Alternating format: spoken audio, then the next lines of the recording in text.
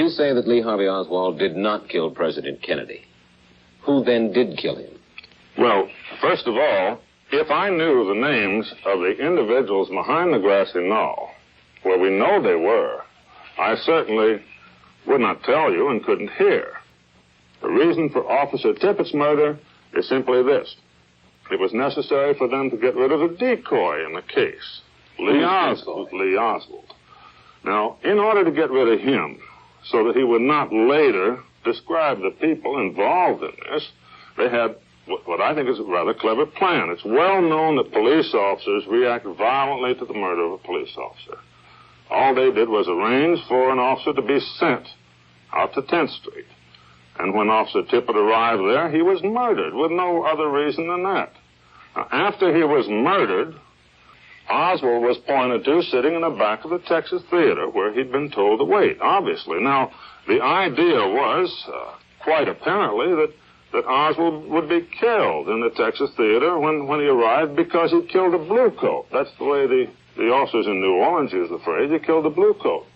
But the Dallas police, at least the arresting Dallas police, fooled them because they had apparently too much humanity in them, and they did not kill him. And this is the first point which the plan did not work completely. So Oswald was not killed there, he was arrested.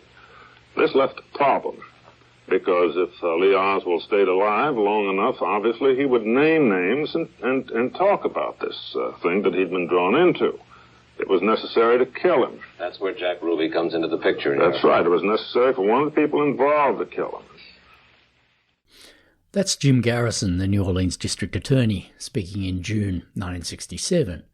3 months earlier, on March the 1st, Garrison had charged an innocent man named Clay Shaw with having conspired to murder President John F. Kennedy. By the time Garrison made that little speech we just heard, his investigation of Clay Shaw had started to go badly off the rails. Garrison was starting to sound more than a bit like a crazy man. Or maybe he'd been crazy all along. As we heard in that clip, Garrison, like every conspiracy theorist, had a tendency to both overthink the Kennedy assassination and underthink it at the same time, as if it somehow hadn't been a real event in the real world that you could understand using the regular parts of your brain, but rather a magical, otherworldly incident that could only be properly decoded if you rejected the obvious explanation that was staring you right in the face. Common sense interpretations wouldn't do for people like Garrison. The simplest explanation wasn't the best explanation for him. On the contrary, the simplest explanation was forbidden. It was completely off the table. Instead of seeing that the murders of Kennedy and Tippett could easily be understood as the work of one bad man, Garrison was determined to see them as the work of many bad men.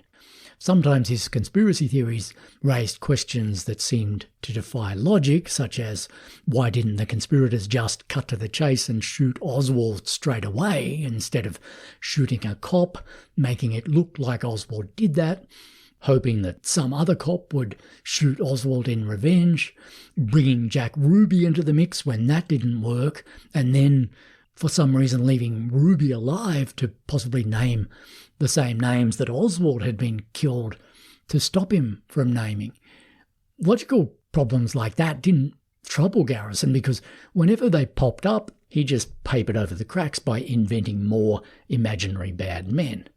To preserve his arbitrary belief that Oswald wasn't guilty of shooting both Kennedy and Tippett, Garrison was ready to believe that just about anybody who wasn't Oswald might be guilty.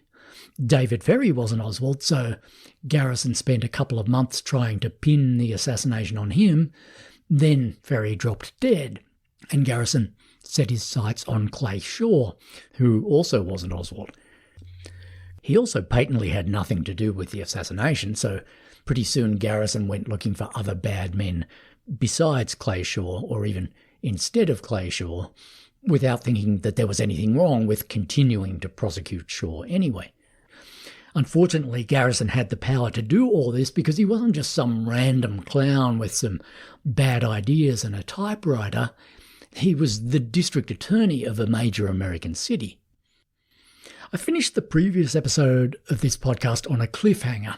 It was March the 14th, 1967, and Clay Shaw's preliminary hearing was about to get underway.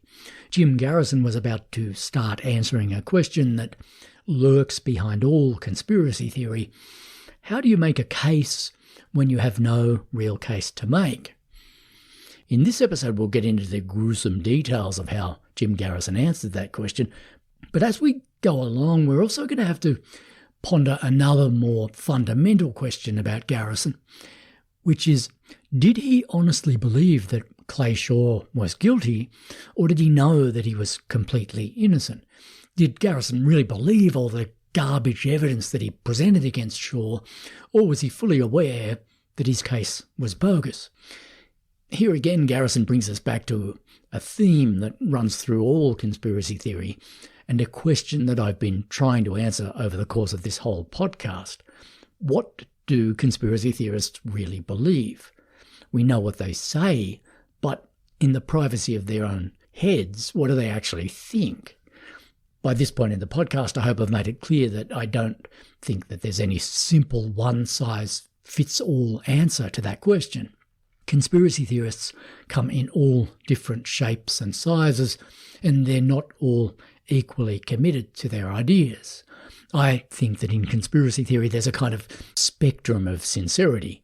At one end of that spectrum you have the true believers who really do believe every word they say. In the Kennedy case, the true believers are people like Sylvia Meagher and Penn Jones and Harold Weisberg.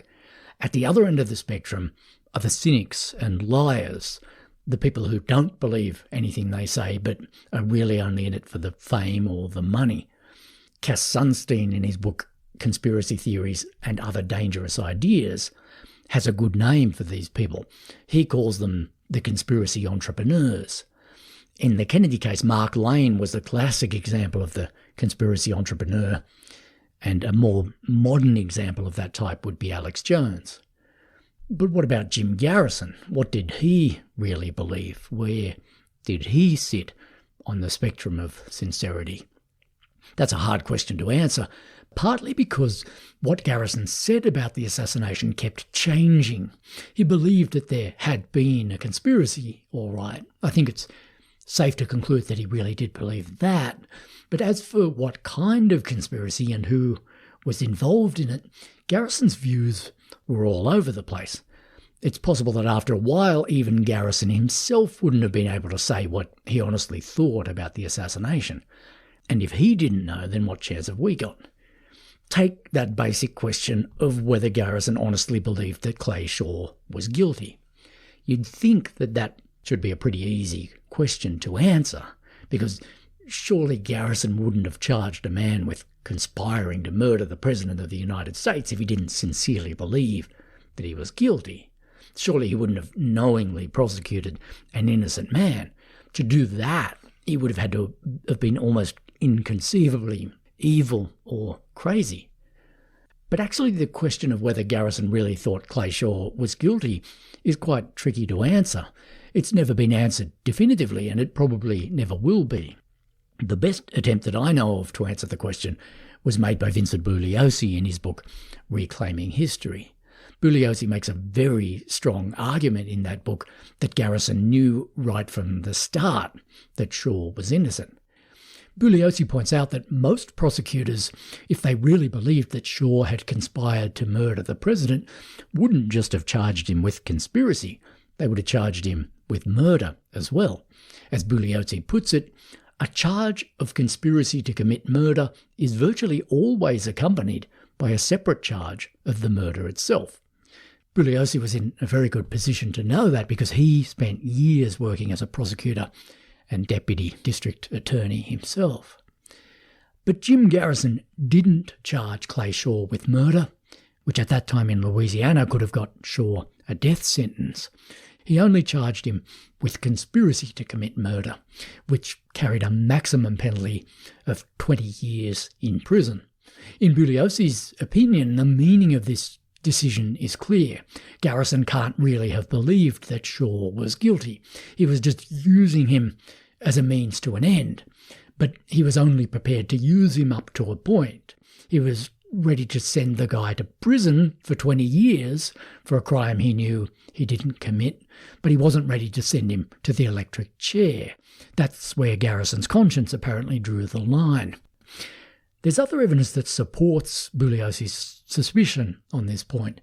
As we saw in the previous episode, just a month after Garrison arrested and charged Clay Shaw, he publicly said that he would gladly let him go if only he could get his hands on the true assassin. At that particular moment, Garrison happened to believe that the true assassin was a guy named Manuel Garcia Gonzalez, but it soon transpired that Gonzalez didn't even exist. He was just the flavour of the month in Garrison's imagination at that moment, and there would be plenty of other flavours as time went by.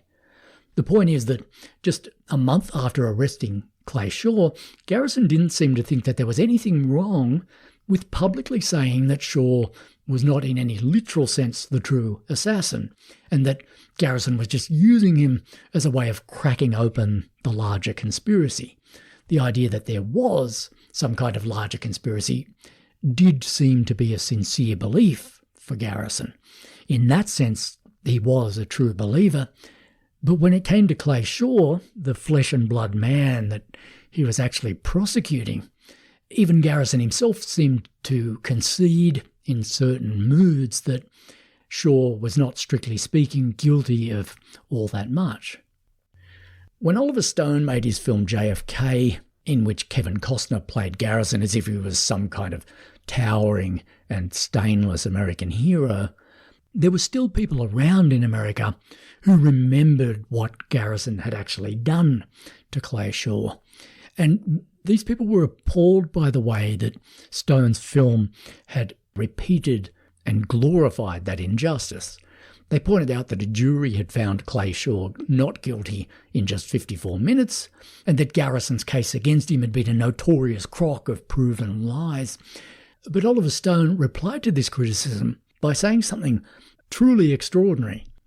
He flat out admitted that Clay Shaw might well have been innocent, but he added that even if he was, Garrison's prosecution of him had still been a righteous exercise. Stone said, even if Shaw/Bertrand was not directly involved in the conspiracy, bringing the case was a means of advancing the Oswald Ferry connection. In that regard, Garrison could be faulted on narrow legal grounds, but I truly believe that his motives were pure and patriotic. That's the sort of thing that can happen to your brain if you marinate it for long enough in the ethics of conspiracy theory. Oliver Stone really did say that the only thing wrong with a DA knowingly prosecuting an innocent man was that it could maybe be faulted on, quote, narrow legal grounds, but that if you left aside that piddling consideration, Garrison was still virtually a saint. On another occasion, Oliver Stone said, and I swear this is a real quote, Garrison was trying to force a break in the case. If he could do that, it was worth the sacrifice of one man. When they went onto the shore of Omaha Beach, they said, we're going to lose 5, 10, 15,000 people to reach our objective. I think Jim was in that kind of situation. Let's leave aside the moral insanity of what Stone said there, because that isn't even the biggest thing that's wrong with it. The even bigger thing that's wrong with what Stone said there is that he seems to have utterly forgotten that the sacrifice of Clay Shaw didn't deliver anything that even resembled a tangible result. The promised break in the case that Garrison was supposedly trying to force never happened. When Allied soldiers stormed the shore at Omaha Beach, at least they were sacrificed for an objective reason. Thousands of eggs were broken, but at least at the end of it there was an omelette. In the Shaw case, though, there was no omelette. Garrison prosecuted Shaw as a means to an end, but the end never materialised. Garrison certainly delivered on the means part of the equation. He disgracefully prosecuted an innocent man and destroyed his life, but he didn't expose any wider conspiracy by doing that because there was no wider conspiracy to expose. Jim Garrison said that he would gladly give up Clay Shaw if only he could get his hands on the true assassin, but there was no true assassin apart from Oswald. Stone said that prosecuting Shaw was a means of advancing the Oswald Ferry connection, but there was no Oswald Ferry connection. Stone and Garrison were so deeply deluded that they honestly never seemed to grasp that Garrison's depraved prosecution of Shaw was all for nothing. It delivered precisely no serious or lasting information about any real Kennedy conspiracy. Martin Amis, in his great book about Joseph Stalin called Cobra the Dread, said something memorable about the Soviet Union.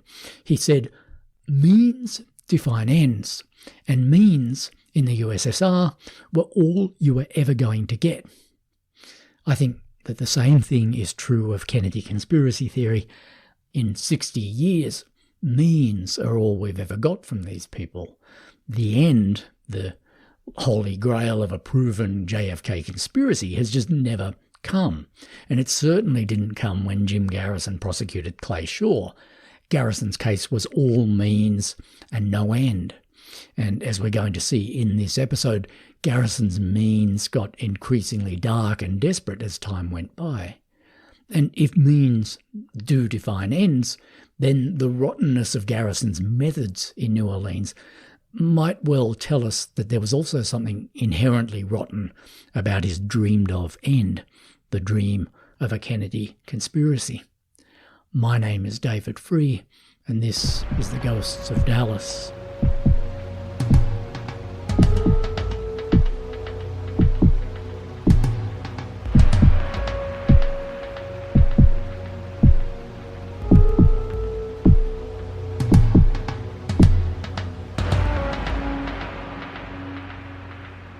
So how do you go about making a case when you've got no real case to make? For Jim Garrison, the rubber began to hit the road on March the 2nd, the day after he'd arrested Clay Shaw. Garrison announced on that day that he intended to take the case to a public preliminary hearing in an open courtroom in front of a panel of 3 judges. There was no legal reason for Garrison to do this. He could easily have indicted Shaw behind closed doors in front of a grand jury if he'd wanted to. He seems to have gone for a preliminary hearing purely so that he could keep basking in the national and international attention that the case was already bringing him. But there was a downside for Garrison too in his decision to hold a pre-trial hearing, because it meant that he would now very quickly have to go public with at least some of the quote-unquote evidence that had made him decide to charge Shaw in the first place. When the preliminary hearing began on March the 14th, 1967, Garrison called 2 key witnesses to the stand. The second of these witnesses was a man we haven't talked about yet. In fact, he was such a surprise witness that Garrison himself didn't even know he existed until the preliminary hearing was already underway. But Garrison's first star witness was a man we have already talked about. He was the 25-year-old insurance salesman Perry Russo. In late September or during October, months right prior to the Kennedy assassination in November, Dave Ferry had occasion to come over the house on several instances, and I went to his place and just passing, and he made specific references that, in talking about Kennedy, he said, "We will get him, and it won't be very long."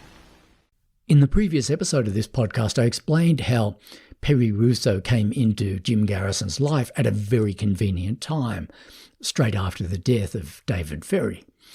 By that time, Garrison had managed to convince himself that a shadowy New Orleans man named Clay Bertrand had been a key figure in Kennedy's assassination. Garrison believed that the day after Kennedy's murder, this Bertrand person had telephoned a New Orleans lawyer named Dean Andrews and had hired him to act as Oswald's defense attorney. Bertrand was supposedly gay, and because his first name was Clay, Garrison had leapt to the conclusion that Bertrand was in fact none other than the gay New Orleans businessman Clay Shaw. That hunch was the foundation of Garrison's case against Shaw, and to move his case forward, he desperately needed to find more evidence, or perhaps it would be more accurate to say some evidence, to support this theory of his. The trouble for Garrison was that Dean Andrews, the man who'd come up with the whole Clay Bertrand story in the first place, stubbornly refused to agree with Garrison's idea that Bertrand and Clay Shaw were the same person. In fact, Andrews had looked Garrison in the eye and told him that Clay Shaw was, quote, not in any way, shape or form Clay Bertrand. What Andrews didn't tell Garrison, at least not yet, was that there actually was no such person as Clay Bertrand at all. In truth, nobody had called Dean Andrews the day after the assassination and asked him to represent Oswald. Andrews had simply made this story up to get attention. In other words, Jim Garrison's whole case was built on a lie about a man who didn't exist. Garrison didn't know that yet, but it was going to be a big problem for him in the long term.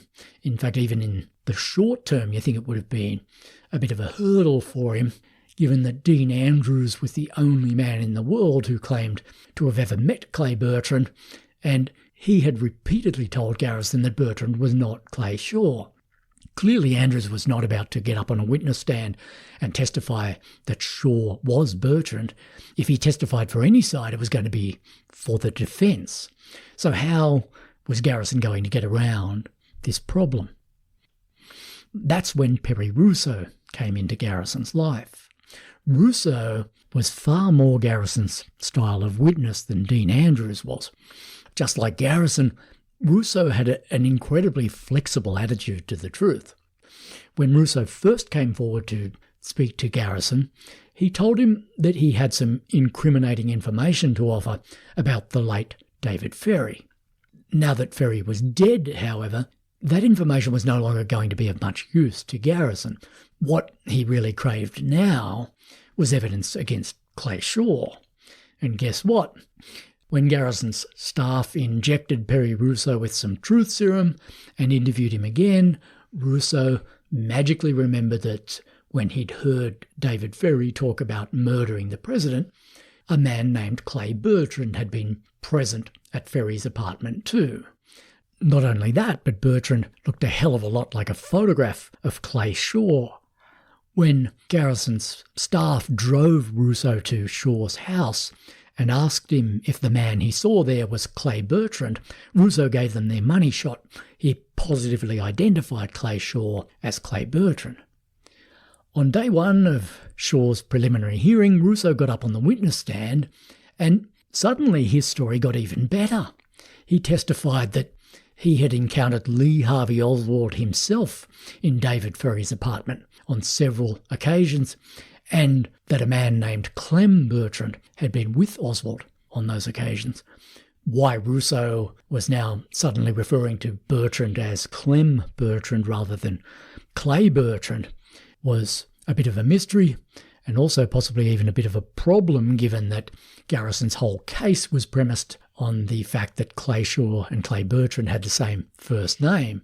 But when Garrison asked Rousseau if he could see Clem Bertrand right now in the courtroom, Rousseau pointed to Clay Shaw. In fact, he didn't just point to him. He got out of his chair and he walked over to the defence table and he held his hand over the top of Shaw's head. This dramatic little courtroom stunt had been scripted by Jim Garrison himself, and he made sure to stage it just before the hearing was adjourned for lunch. After lunch, Perry Rousseau testified that one night in David Ferry's apartment, he had heard Shaw, Ferry and Oswald plan the assassination of JFK. Apparently they hadn't had any issue with letting Rousseau sit there and watch them while they talked in great logistical detail about murdering Kennedy. Rousseau recalled hearing them talk about laying down a triangulation of crossfire and about the importance of finding, quote, an appropriate scapegoat. Perry Rousseau's testimony was ridiculous in many ways, but this last detail was especially laughable. It had, of course, long been a central claim of Kennedy conspiracy theory that Oswald was nothing more than an innocent scapegoat. But Perry Russo was the first person on Earth, and as far as I know, the only person on Earth, who ever made the suggestion that Oswald himself had actively participated in the brainstorming session where the concept of pinning the assassination on a scapegoat was first thought up. How and why Oswald ended up becoming the scapegoat himself, despite being one of the three actual masterminds of the crime, was a philosophical question that Russo didn't answer. Nor did he mention whether Oswald had been there when the idea of shooting the scapegoat in the gut was first being kicked around. You might also be recalling at this point that we heard Jim Garrison say at the top of this episode that Lee Harvey Oswald had not been involved in Kennedy's assassination at all. But if Oswald wasn't involved in the assassination, then why did Garrison think that a surefire way of demonstrating that Clay Shaw was involved in the assassination was to claim that he had frequently hung out with Lee Harvey Oswald? If you think that position doesn't make any sense, you're right. But when you're dealing with a person like Garrison, you quickly realise that it's a waste of time trying to make any sense of his theories about the assassination, because he changed his mind about it on an almost daily basis. And he certainly didn't waste any of his time worrying about how much sense his theories made. The story that Perry Russo told at the preliminary hearing had been concocted to support the scenario that Garrison happened to believe in at that particular moment, but that scenario was so silly that not even Garrison could be bothered believing in it for much longer. As silly as Perry Russo's story was, though, it still presented a problem for Clay Shaw's defence attorneys. There hadn't been any discovery process before the hearing, so the defence hadn't known who Garrison's witnesses were going to be, much less what they were going to say. Shaw's attorneys couldn't deal with Russo's testimony by simply pointing out that it was absurd from top to bottom. They had to find some hard facts to disprove it, and they had to find those facts fast, in real time. Clay Shaw wrote something quite astute in his diary after Russo's first day on the witness stand. He wrote, "Russo has been extremely well coached. It's going to be difficult to shake his testimony, except for the obvious logical fact that such a meeting as he describes could not have occurred among sensible and reasonable people." Clay Shaw was a smart guy, and the point that he made there about Perry Russo's absurd testimony is broadly true of all conspiracy theory. Conspiracy theorists are always forgetting or suspending the ordinary laws of reality. On planet Earth, if three men want to plan the murder of the president in great detail, they're not going to conduct their planning session in front of a man who isn't in on the plot. As Shaw said, no sensible or reasonable person would do that, and no sensible or reasonable person would believe that it could have happened. But as Shaw also said, if a conspiracy theorist like Russo wants to stick to his story, it can be devilishly hard to refute his claims on the spot in real time, except by getting a bit personal and saying that what he's saying just obviously isn't sane. If a 9/11 truther tries to tell you that the Twin Towers came down as the result of a controlled demolition planned by George Bush and Dick Cheney, it's hard to know how to reply to that except by saying that it's just obviously not true. It's not the sort of thing that happens in the real world. But if the truther could be moved by that kind of argument, he wouldn't be a truther in the first place. The truther is going to want to talk to you about more specific things like the melting point of steel, and unless you happen to be a chemist or a building engineer, you're not going to have the information at your fingertips to reply to them on that level. This is the sort of position that Clay Shaw's attorneys were in when they cross-examined Perry Russo. They couldn't just say, "Come on, champ, you're talking through your sphincter, and everybody in this room knows it." They had to take a more traditional legal approach and try to impeach him on the specific details of his story. And Shaw's lawyers did score some pretty hilarious points against Russo on cross-examination.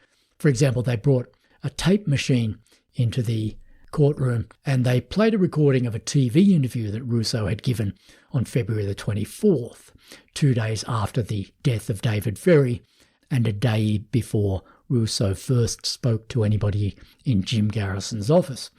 Russo had got in touch with a TV station in Baton Rouge that day, and he told them that he had some interesting information to offer about the Kennedy assassination.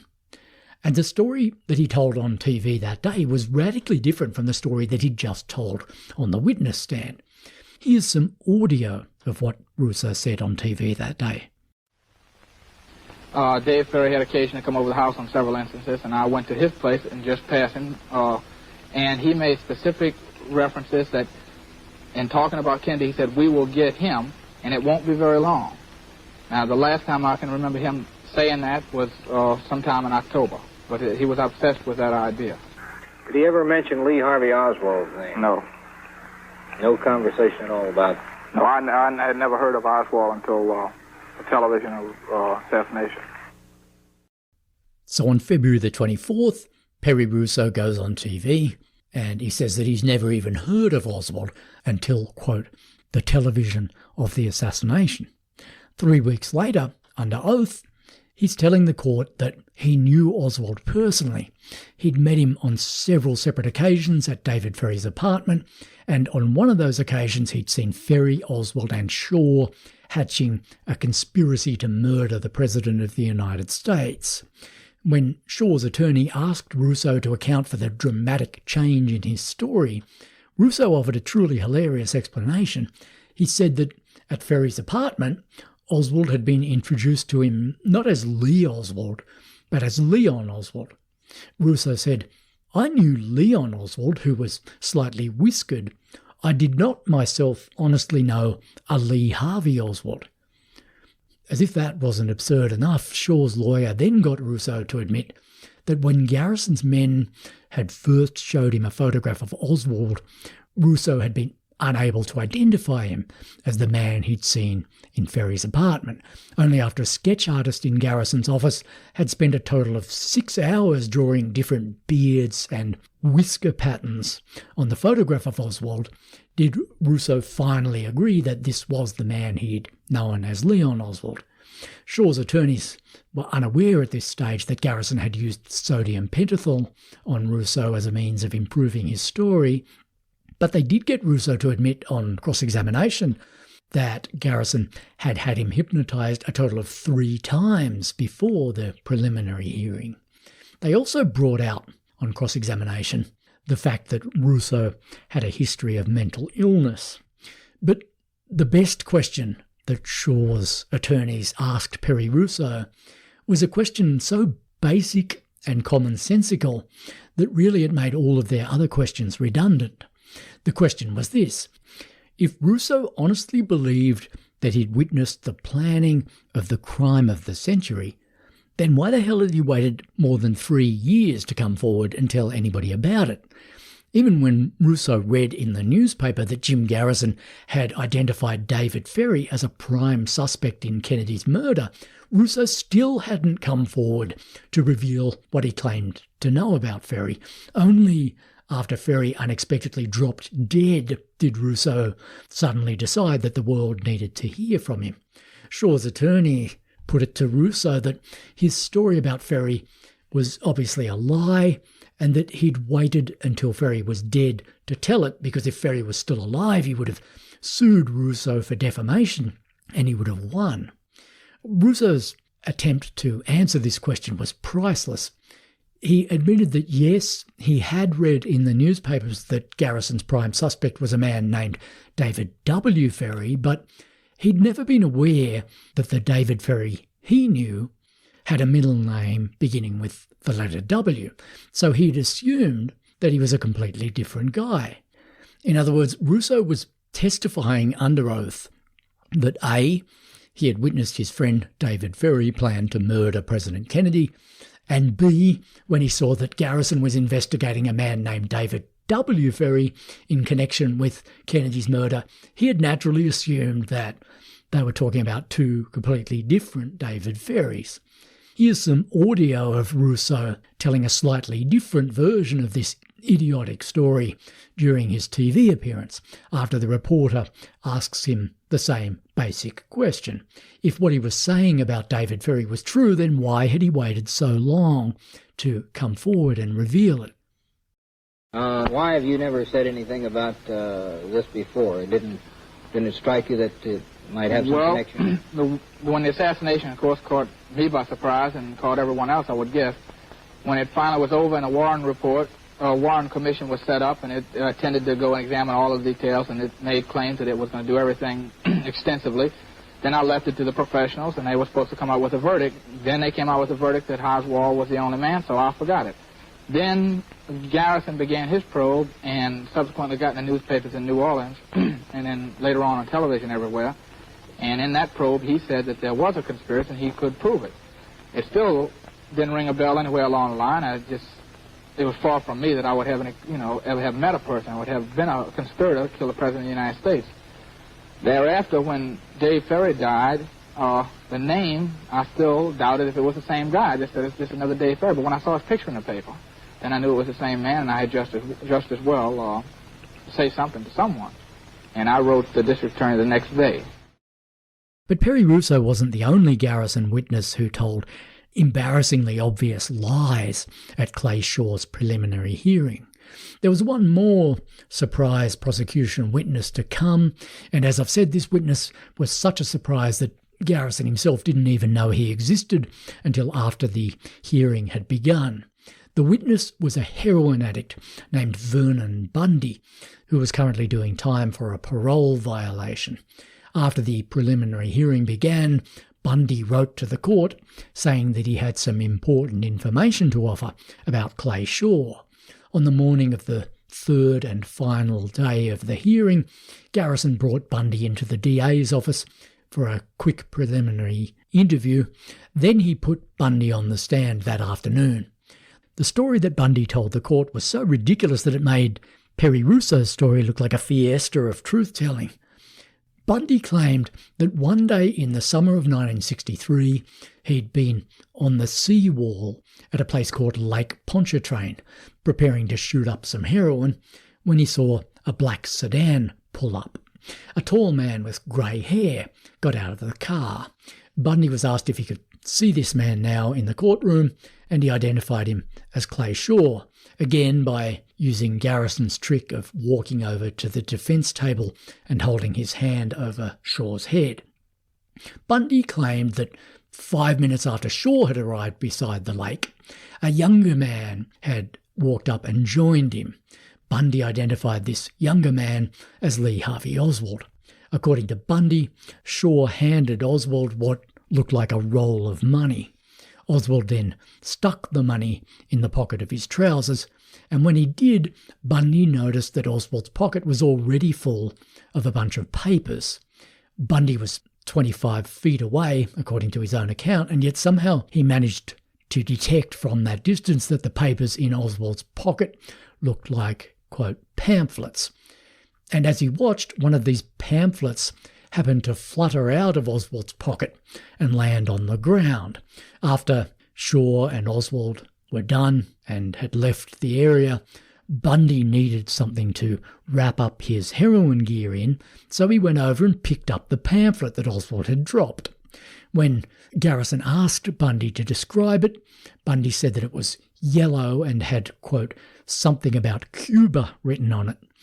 Needless to say, Bundy hadn't kept this pamphlet, so sadly he was unable to whip it out in court to prove that what he was saying was not a complete load of cobblers. Just before Garrison put Bundy on the stand that Friday afternoon, Garrison had given him a lie detector test in his office, and Bundy had failed that test. Members of Garrison's staff had then urged Garrison not to put Bundy on the stand. They said that they could and should make their case without him, but Garrison overruled them. "We didn't tell him what to say," Garrison said. let the jury decide whether or not he's telling the truth. After the hearing, Garrison was publicly criticised for having used a heroin addict as a key witness, and here's how he defended that decision. The question is he telling the truth or not? There are many attorneys who are brilliant liars, and there are dope addicts who have never learned to lie, and that's the case here. The question is, was he telling the truth? And the answer is obviously. The fallacy in what Garrison said just then is that nobody in the world believed that Vernon Bundy was telling the truth. Even Garrison himself didn't believe it. In the privacy of his own office, after Bundy had failed that lie detector test, the best that Garrison could say for his story is that we didn't tell him what to say. In a narrow sense, that might well have been true. Maybe Garrison didn't tell Bundy what to say specifically, but Bundy had a crystal clear motive to say something incriminating about Clay Shaw, because Bundy had just violated his parole, which meant that he was looking at another 5 years behind bars unless somebody like Jim Garrison happened to step up and reverse his parole violation. And guess what? Just a month after Vernon Bundy told his ludicrous story about Clay Shaw on the witness stand, Bundy was paroled and released. A desperate junkie like Bundy, of course, can hardly be blamed for seizing this kind of opportunity when it was given to him. But what did it say about Jim Garrison that he was willing to use a witness like Bundy on the stand? As usual with Garrison, I think there are only two possible interpretations available to us. He was either very, very mad or very, very bad. If he believed that Vernon Bundy's story was true, he was clinically insane. If he knew it was false but put him on the stand anyway, he was an atrociously unethical DA and an abysmal human being. As I've said, there's always a third option with Garrison, which is that it's quite possible that he was both mad and bad, and that's the interpretation that I tend to believe in myself. But the idea that he was neither just isn't on the table. Clay Shaw wrote in his diary that Garrison's decision to put Bundy on the stand was, quote, almost a contemptuous gesture toward the judges. But if the judges were offended by this gesture, they weren't offended enough to dismiss Garrison's case. After Bundy was done testifying, the judges ruled that Garrison had established probable cause to put Clay Shaw on trial. This didn't necessarily mean that the judges had found Garrison's case all that impressive. In fact, they'd found it pretty laughable. One of the judges said later that Garrison's case was, quote, a joke, and that the evidence he presented was water thin.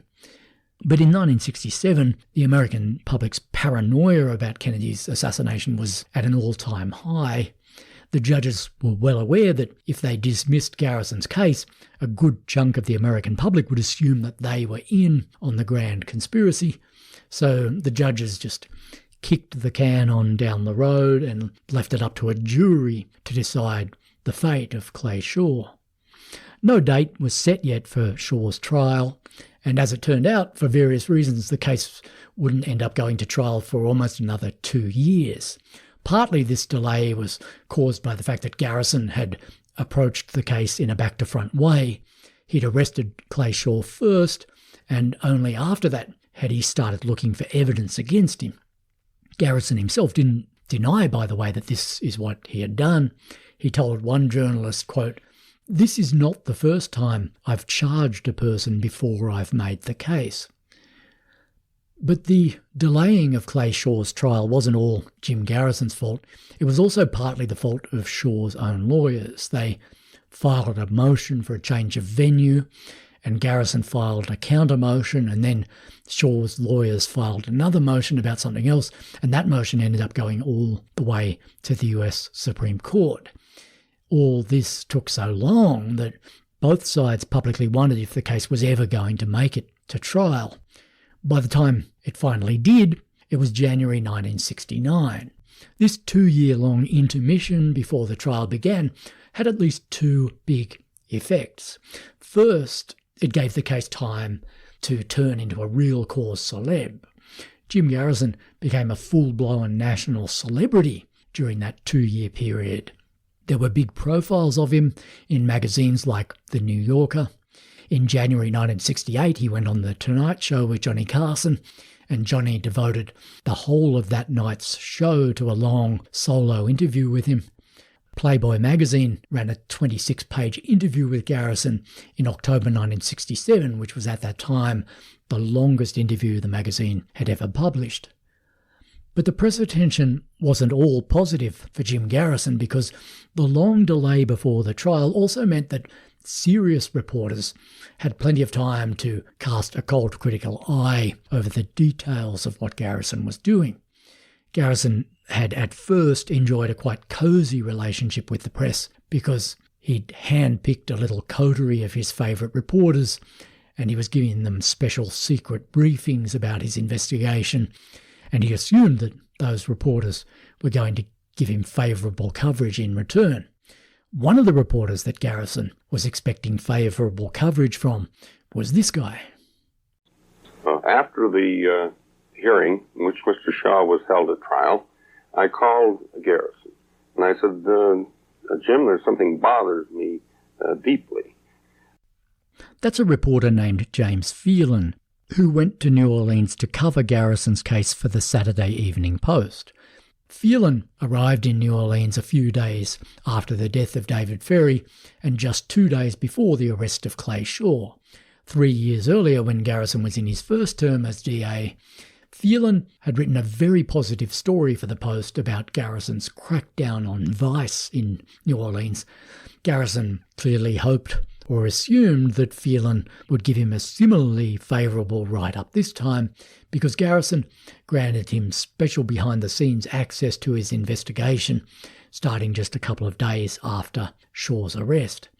Right from the start, though, James Phelan sensed that there was something gravely wrong with what Garrison was up to. His first qualms came when Garrison tried to tell him that Kennedy's murder had been, quote, a homosexual thrill killing. Look at the people involved, Garrison told him. Dave Ferry, homosexual. Clay Shaw, homosexual. Jack Ruby, homosexual. That's 3. Then there was Lee Harvey Oswald, Garrison said. Phelan stopped Garrison right there and reminded him that Oswald had been married and had 2 children. But Garrison had an answer ready for that. He explained that Oswald was, quote, a switch hitter who couldn't satisfy his wife. Garrison then gave Phelan the names of 2 more supposedly key figures behind Kennedy's murder, who were also gay, and he said, that's 6 homosexuals in the plot. 1 or 2 may be okay, but all 6 homosexuals?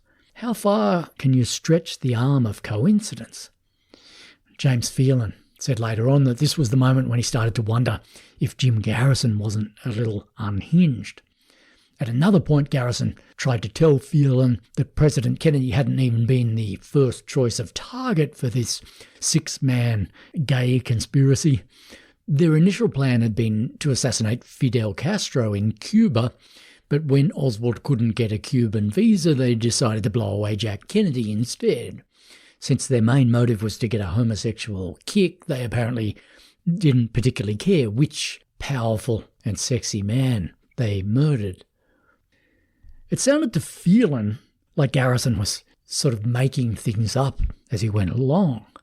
So Phelan told Garrison that if he was going to write any kind of coherent story about his investigation, he was going to need to see some solid evidence.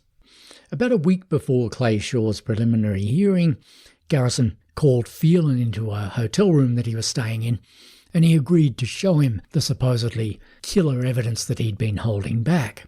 He took a fat manila envelope out of a drawer, pulled out a pair of documents, and handed them over to Phelan. Garrison explained that his whole case against Clay Shaw was contained in these 2 documents, and if Phelan went away and read them, he would understand why Garrison was so sure that he'd cracked the case.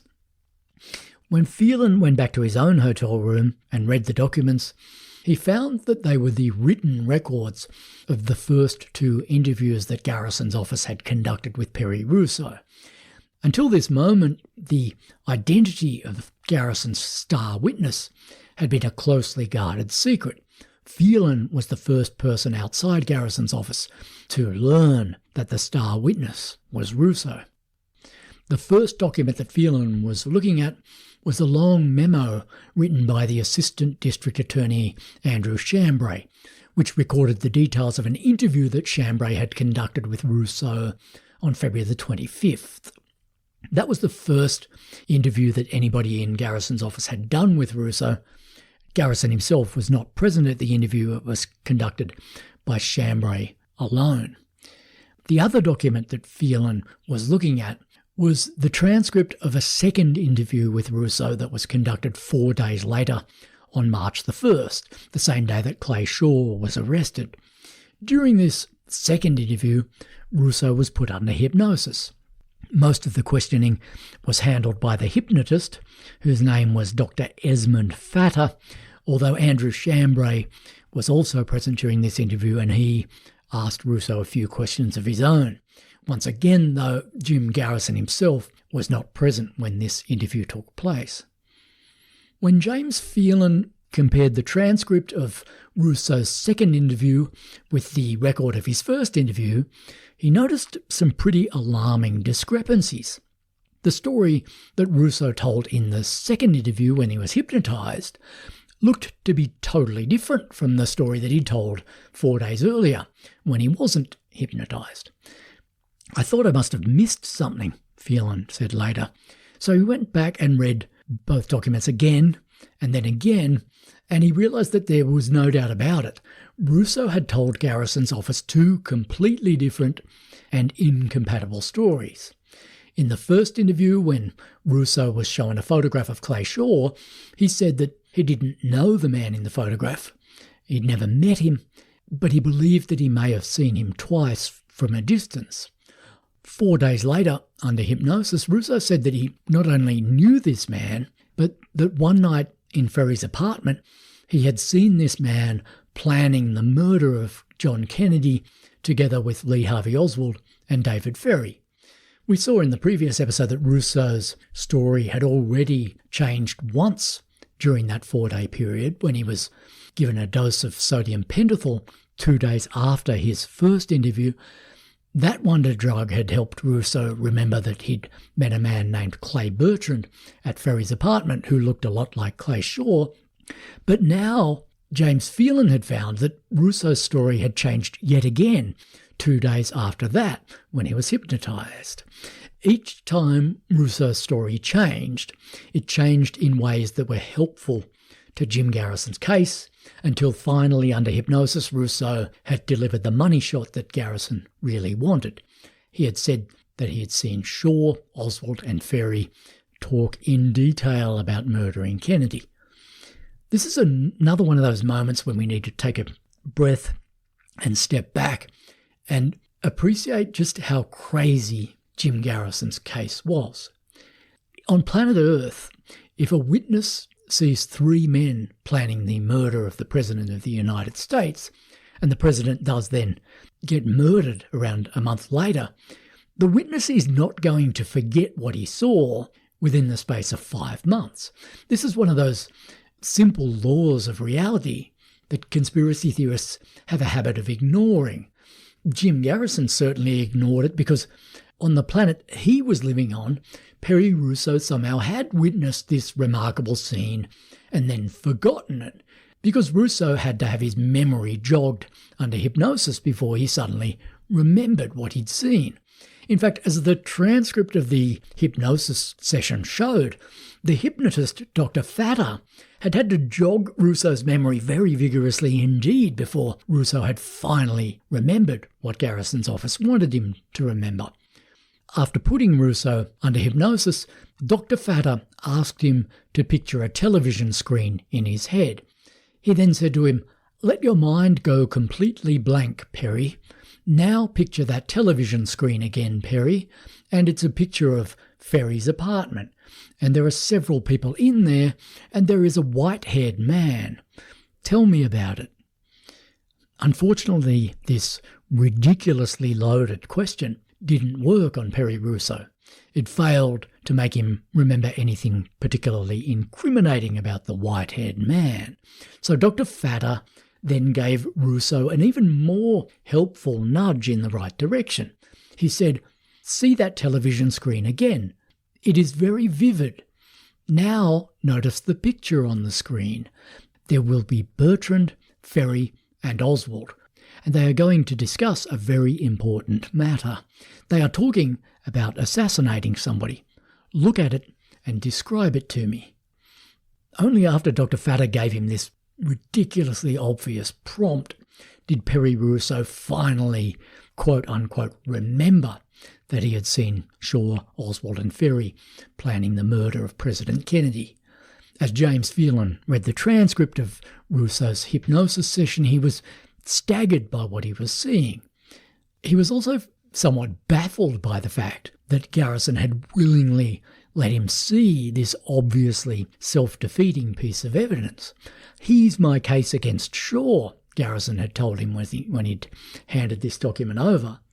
But as any idiot could see, the documents proved that Russo's story was a complete fabrication, which had been massaged out of him by the hypnotist. Phelan found himself wondering if Garrison had maybe not even read these documents before handing them over. It was a hard question to get his head around.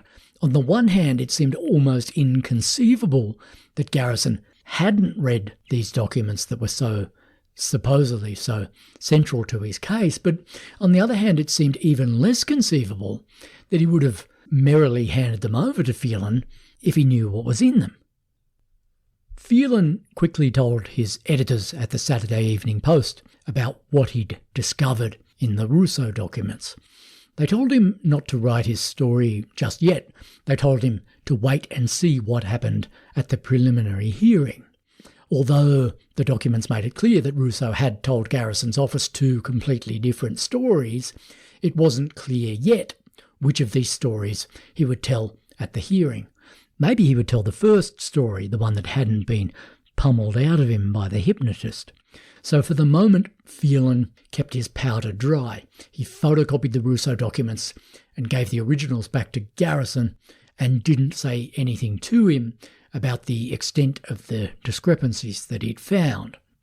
But he did say to Garrison that Russo was, quote, quite some witness, and that Garrison seemed to be taking a bit of a risk by premising his case on the claims of just one man. Garrison didn't deny that this is what he was doing. He told Phelan that he'd gone out on a limb when he arrested Clay Shaw. Everybody else in his office had been opposed to that move. This is when Garrison told Phelan that, quote, "This is not the first time I've charged a person before I've made the case." Phelan also asked Garrison a more general question about Russo's credibility. He asked him if Shaw really had conspired with Ferry and Oswald to murder Kennedy, was it really plausible that they would have openly discussed their plans in front of Russo? According to Phelan, Garrison reacted as if this question had simply never occurred to him before. He pondered it in silence for a moment and then he said, "Say, that is a good question." When Clay Shaw's preliminary hearing began around a week later, James Phelan came back to New Orleans to cover the hearing, and part of him was hoping that Garrison would have read the records of Russo's interviews by now and would go ahead and drop his case against Clay Shaw as a result. But of course, as we know, that didn't happen. The preliminary hearing went ahead, and when Russo got on the witness stand, he told the second version of his story, the one that had come out under hypnosis. This meant that James Phelan and the Saturday Evening Post now had a dynamite story on their hands, and Phelan was given the green light to go ahead and write it. So as his opening move, Phelan told Garrison that he had something important to discuss with him, and Garrison invited him round to his house so they could talk about it. At that meeting, Phelan told Garrison what he'd discovered in the Russo documents. He told him that the record of Russo's first interview contained, quote, "nothing about a party, a plot, or a Bertrand." Phelan said later that Garrison's jaw dropped when he heard that. "It doesn't," said Garrison. That's when I knew that he hadn't read it, Phelan said later. I thought, oh man, what are you doing? You've arrested the man, they're going to hold him to trial, and Garrison never even read the basic document. Garrison's lead investigator, William Gurvich, was also present in the room when Phelan broke this news to Garrison, and it came as news to Gurvich too, because he had also never read the transcripts of Russo's interviews. Gurvich realised instantly that what Phelan had discovered was fatal to Garrison's case. When he drove Phelan back to his hotel room after the meeting, Gurvich said to him in the car, "Russo's our whole case, and you just blew him out of the water. I've had some doubts about this case, but it's over for me now." 3 months later, Gurvich very publicly resigned from Garrison's team, as we're going to see, and the seeds of his resignation were planted that night at Garrison's house when James Phelan revealed the truth about Perry Russo's testimony. Jim Garrison himself, though, had quite a different reaction. He didn't seem to think that what Phelan had told him was all that bad. Phelan had assumed that Garrison would have no choice but to pull the plug on his prosecution of Shaw, now that he knew what Phelan knew and knew that he was prepared to go ahead and publish it. But it quickly became apparent to Phelan that Garrison was not going to do that. He was simply going to drift on ahead and take the case to trial. Phelan found this surprising and shocking, which shows us that he was still at this stage making the incorrect assumption that Garrison was a normal, ethical person. What Phelan didn't get yet was that Garrison wasn't normal. He didn't have a normal person's respect for the texture of reality and for the authority of hard facts. In fact, Garrison's grip on reality was ridiculously slapdash and loose. First, he'd charged a man with conspiring to murder the president without even bothering to read the interviews that his own team had conducted with their supposed star witness. Then he'd gone ahead and argued his case before a panel of 3 judges and still hadn't read those documents. Now Garrison knew, or had at least been shown, that the testimony of his star witness was absolutely worthless, and still this made no difference to his plan to take the case to trial. Garrison was like Wile E. Coyote chasing the Roadrunner. He'd chased him right off the edge of a cliff, and now there was nothing under his feet but thin air, but he kept frantically pedaling his legs anyway, as if by simply refusing to acknowledge that there was nothing under him but a huge void that would somehow magically turn that void into something solid. James Phelan went ahead and wrote his story about Garrison, and it was published in the Saturday Evening Post in May under the title "Rush to Judgment in New Orleans." After the article appeared, Phelan was interviewed on TV, and he explained how his big scoop had been accidentally handed to him by Garrison himself. Did he give you any documents to read in connection with this? Yes, he gave me 2 documents. One of them was a long memorandum written by Mr. Garrison's his first assistant, district attorney, Andrew Chambray. This was the first interview that anyone from the DA's office had had with Perry Russo. And what was the second document? The second document was a hypnotic interrogation of Russo. I believe it was 4 days after the first interrogation. Did Russo tell the same story in both of these documents? He did not. As a witness, Russo said he was at a party at David Ferry's apartment and present when Ferry, Clay Shaw, and Lee Harvey Oswald plotted to kill President Kennedy. Did he tell this story in his first interview? He said nothing whatever about a party or a plot in the first interview. Was he able to identify Oswald? They made an identification after they sketched a series of beards on the picture of Lee Oswald. I think they drew 18 or 20 of them before he finally came up with the identification. Was Russo shown a picture of Clay Shaw? Yes, he was. Did he identify the picture of the man he knew to be Shaw as Clay Bertrand? He did not. He simply said that he had seen the man. How many times did He said he'd seen him twice.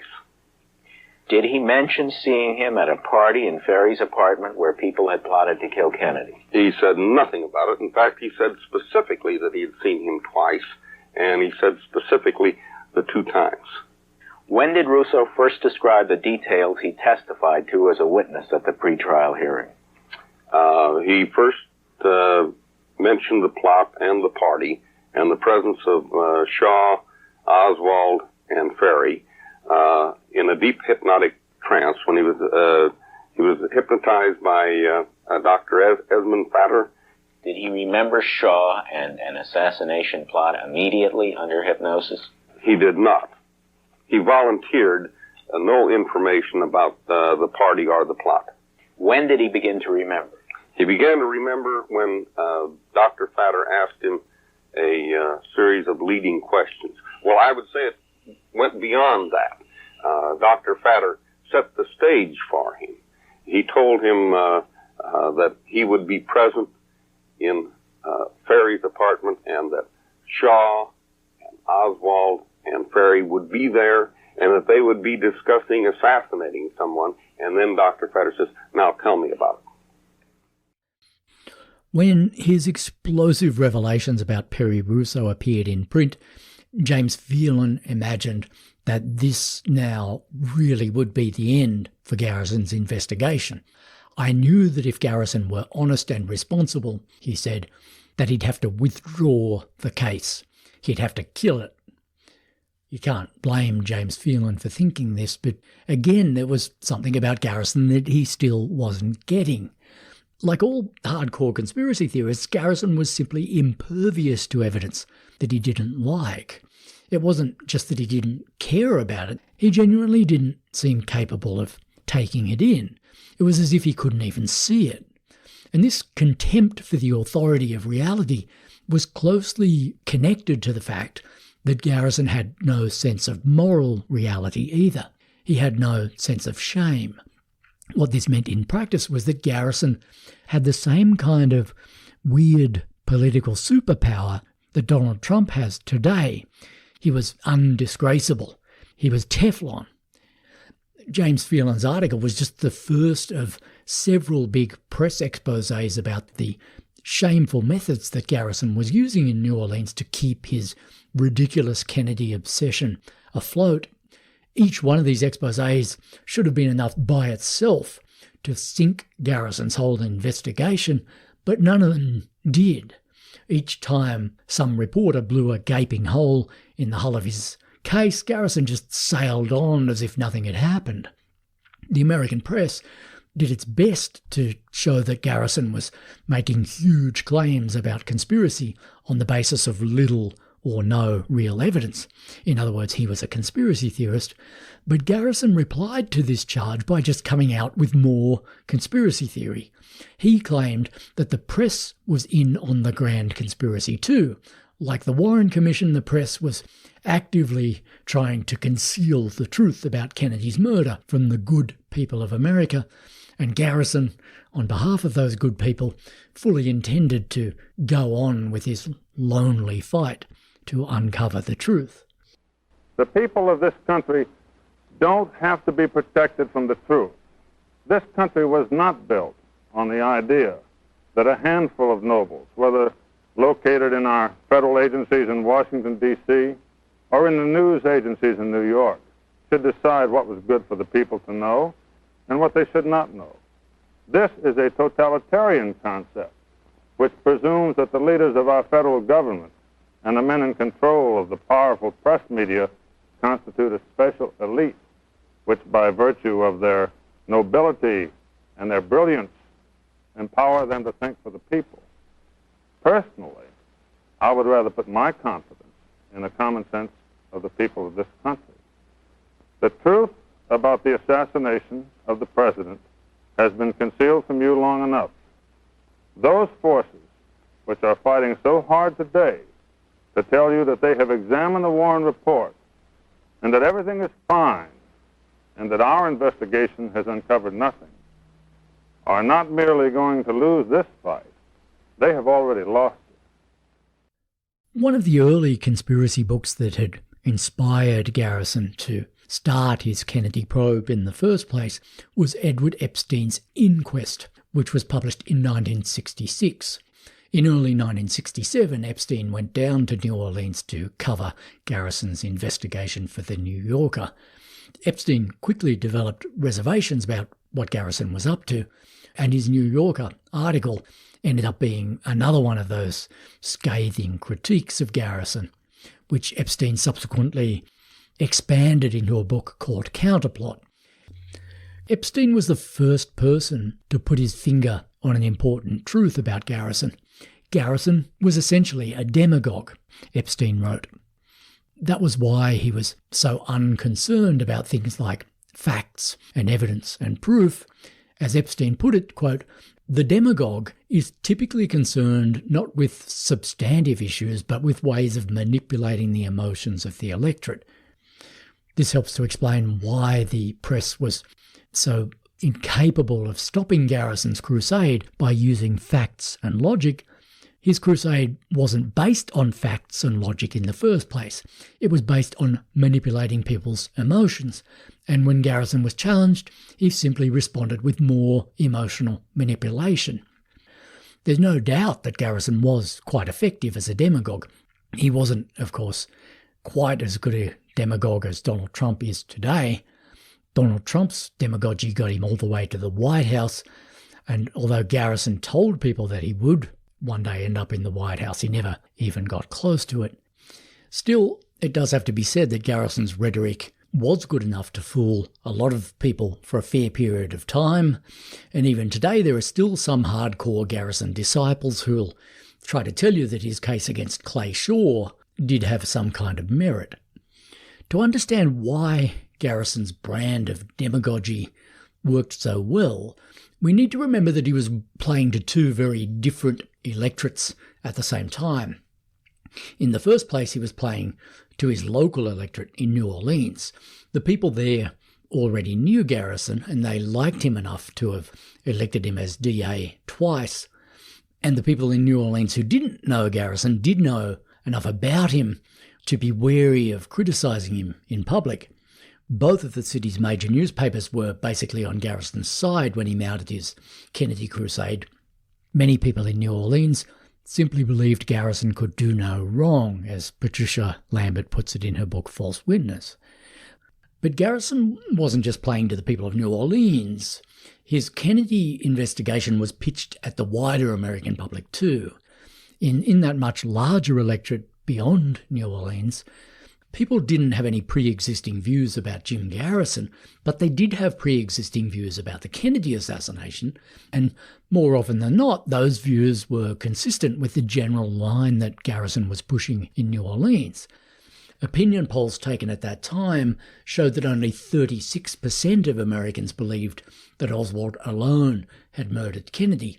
So when Jim Garrison loudly announced that he'd found evidence of a Kennedy conspiracy in New Orleans, the majority of the American public was primed to believe that he was probably onto something. They didn't know much about Jim Garrison or about the man he was accusing or about the finer points of the evidence that Garrison claimed to have against that man, but they did agree with the general vibe of what Garrison claimed to be doing. He claimed that he was finally trying to solve the Kennedy assassination on behalf of the American people. It wasn't just Americans who were excited about Garrison's Kennedy probe. The case was bringing him international attention, and there's no doubt that the attention was going to his head.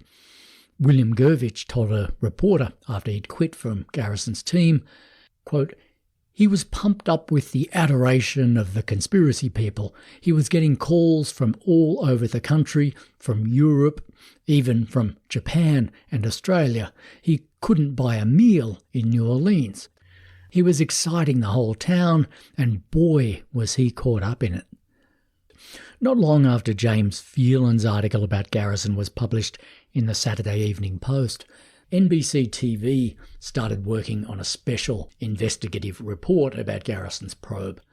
When Garrison heard that two NBC reporters were sniffing around in New Orleans and asking a lot of inconvenient questions, he reacted in a pretty radical way He ordered his aides to arrest the NBC reporters and handcuff them and beat them up.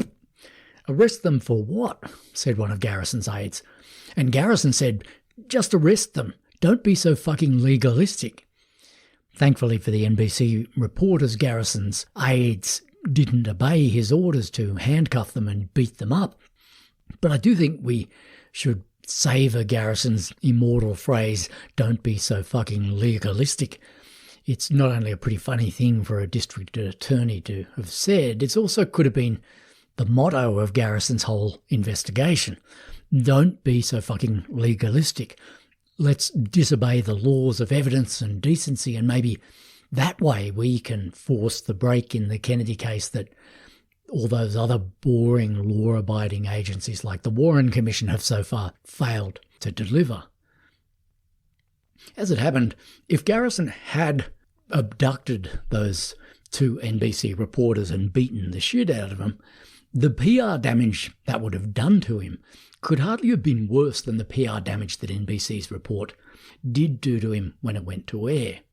It was broadcast on the night of June the 19th, and it was called The JFK Conspiracy, The Case of Jim Garrison. The show was even more damaging to Garrison than James Phelan's article in the Saturday Evening Post had been. In fact, it was so devastating that Garrison really should have died of embarrassment on the night it went to air. James Phelan himself was one of the many people who were interviewed on the show. He came on to explain how Perry Russo's testimony against Clay Shaw had been fabricated during that hypnosis session. Then the show zeroed in on the other star witness Garrison had used at the preliminary hearing, the heroin addict Vernon Bundy, who had subsequently been magically paroled. Two men who had been in prison with Vernon Bundy appeared on the NBC show, and they both said that Bundy had told them that his story about seeing Shaw and Oswald beside the lake that day was a complete fiction, which he'd made up because Garrison had promised to spring him from prison if he testified against Shaw. One of the prisoners that Bundy had made this admission to was a guy named Miguel Torres. The story that Torres told the NBC reporters didn't end there. He also told them that Garrison had offered him a deal too if he would agree to testify against Shaw. According to Torres, Garrison had promised to wipe off the remaining 9 years of his prison sentence if Torres would agree to get on the witness stand and testify to 3 things. Garrison wanted him to say that he knew Clay Shaw, that Shaw had made sexual advances to him, and that he had known Shaw to use the name Clay Bertrand as an alias. And he wanted me to say that I have been approached by Mr. Shaw on a couple of occasions, see, and I refused to say that. I told him, no, I can't say that. Approached in what way? Homosexual approach. And he wanted me to say that Mr. Clay Shaw was Clay Bertrand. Had you ever been approached by anyone meeting that description at all? No, sir. I have never been approached by anyone like that. The NBC report also featured an interview with a guy named Al Babeuf, who had been the boyfriend of the late David Ferry. Babeuf alleged that Garrison's office had offered him a $3,000 bribe to testify against Shaw. In exchange for the $3,000, he was supposed to testify that one night in Ferry's apartment, he'd overheard Shaw planning JFK's murder with either Ferry or Oswald, or possibly Ferry and Oswald, and that he'd heard them talking in detail about things like escape routes and crossfire. They wanted me to change my testimony, Babeuf said. You could tell that Garrison had a theory, but he had no evidence to back it up. Babeuf told NBC that one of Garrison's lieutenants, a guy named Lynn Loisel, had come to the office of Babeuf's lawyer to clarify exactly what Garrison wanted Babeuf to say in return for it. Did you actually believe Lynn Loisel attempted to bribe you to give him false information concerning President Kennedy's assassination? Yes. Do you believe he was acting with Garrison's Yes, my attorney asked him, was Jim Garrison aware of his presence and what he was going to say? And he said yes. Unfortunately for Jim Garrison, Babeuf and his lawyer had some serious hard evidence to back up their claim of bribery. Babeuf's lawyer had secretly tape recorded the meeting with Lynn Loisel, and on the tape, Loisel could be heard saying, quote, "I'm drawing you a rough sketch. The deal is that Al fills in the missing links. We can change the story around, you know. I would venture to say we could put $3,000 just like that. I'm sure we could help him financially."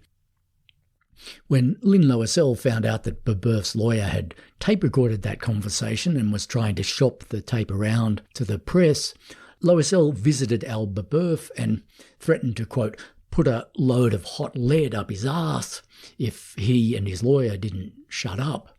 For good measure, Loisel told Babeuf that Garrison, when he had raided David Ferry's apartment, had confiscated some compromising nude photographs of Babeuf. And if Babeuf and his lawyer ever released the bribe tape, then Garrison's office would respond by releasing the dirty pictures. After the district attorney's office, the New Orleans district attorney's office, found out about this tape recording that had been made, what happened? They've got some pictures of me that they said they'd hold over my head if I came out with this. They threatened to give these pictures out like they were going out of style if I come out in the open and said they need charges of bribery. As if all these allegations of bribery and extortion and physical intimidation against Garrison were not enough, the NBC report also featured a candid interview with Dean Andrews, the man who had accidentally put Clay Shaw on Garrison's radar in the first place. Andrews was asked if Clay Bertrand, the man who had supposedly rung him up on the day after Kennedy's assassination, had a voice that sounded anything like Clay Shaw's. Has the occasion arisen for you to listen to Clay Shaw's voice? Since all this popped up, they had him on TV, so I just shut my eyes and listened to the voice, and that's not the voice. In other words, you're saying that Clay Bertrand is not Clay Shaw? I'm saying that the voice of Clay Shaw is not the voice that I identify as Clay Bertrand. Right. And you have seen Clay Bertrand on 2 occasions? 2 times. You have seen Clay Shaw's picture in the newspaper? Since this happened, many times. Okay. Can you say positively that the person you knew as Clay Bertrand is not the person you have seen as Clay Shaw? Scout's honor, he is not.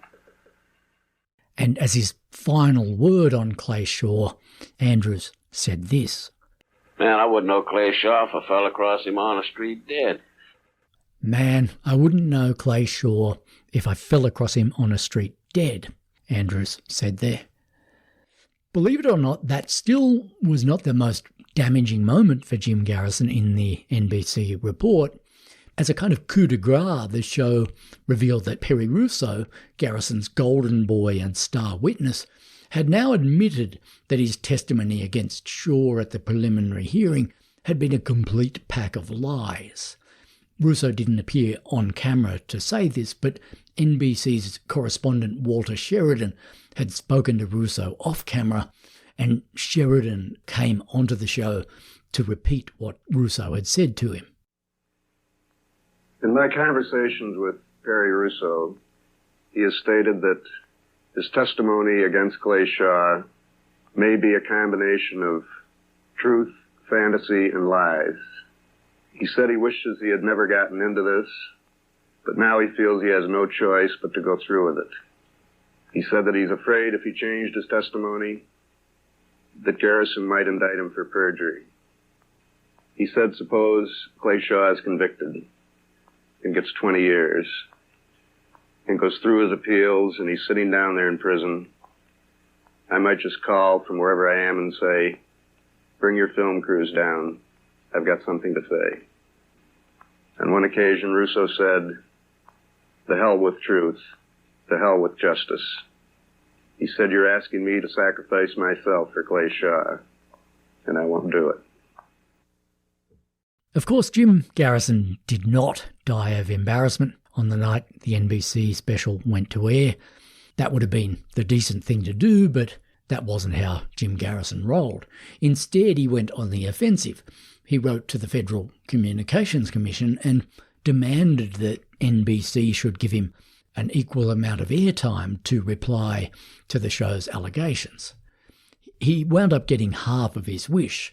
He didn't get a full hour of airtime to reply, but he did get 30 minutes.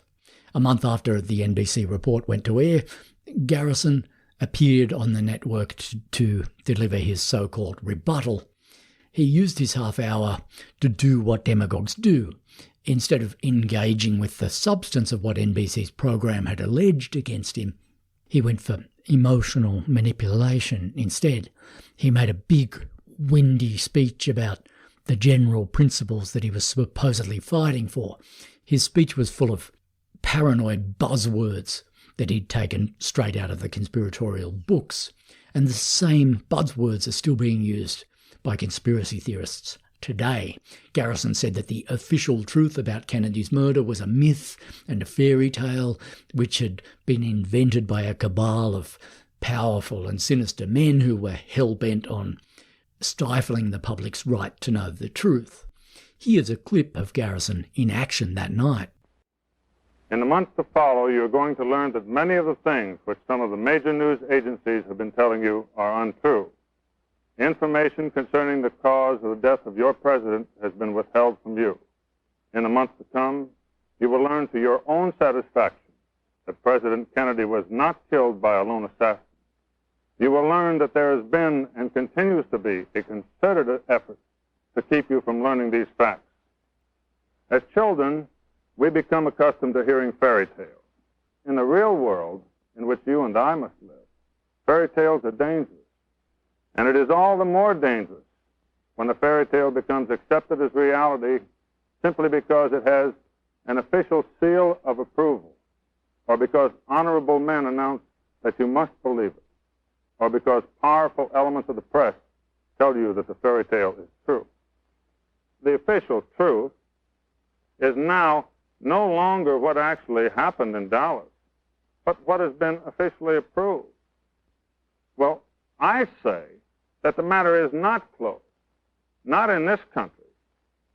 I say that the day has not yet arrived when the only reality is power, and the ideals on which our country was built are merely words printed on paper. So there you had it. Somehow Garrison just knew that there had been a great big conspiracy behind Kennedy's murder, and all he was doing was heroically trying to expose that conspiracy.